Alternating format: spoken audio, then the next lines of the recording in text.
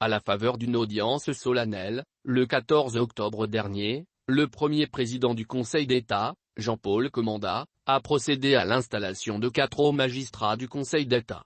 Il s'agit de 2 présidents de chambre, Dieudonné Abaono et Jean-Gaspard Miintsa-Ondo, et de 2 commissaires généraux adjoints à la loi, Jean-Désiré Osaga Madjou et Geneviève Bilogo, promus Conseil supérieur de la magistrature du 31 août dernier.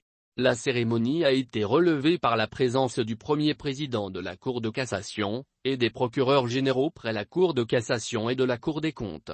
Souhaitant le plein épanouissement à ses collègues au moment où ils prennent leurs fonctions au sein du Conseil d'État, le premier président du Conseil d'État, Jean-Paul Comanda, a présenté ses vives félicitations sincères aux nouveaux promus.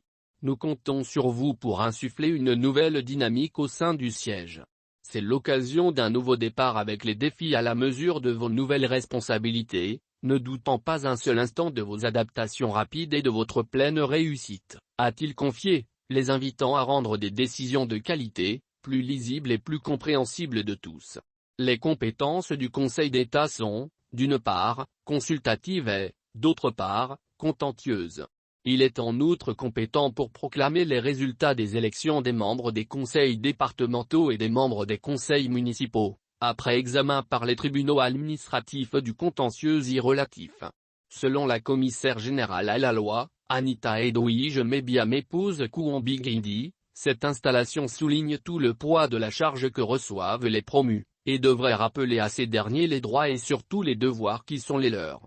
Vos connaissances approfondies dans le fonctionnement des juridictions administratives nous seront très précieuses. Elles enrichiront, pour certains, les débats du ministère public et pour d'autres, la motivation des arrêts. De même, vos parcours, riches d'expériences exemplaires, témoignent de votre connaissance et seront d'une grande utilité pour les contentieux extrêmement sensibles et souvent d'un intérêt majeur. Toutefois, n'oubliez pas que la seule hiérarchie qui s'impose à vous est celle de la loi et de son application pour le bien commun.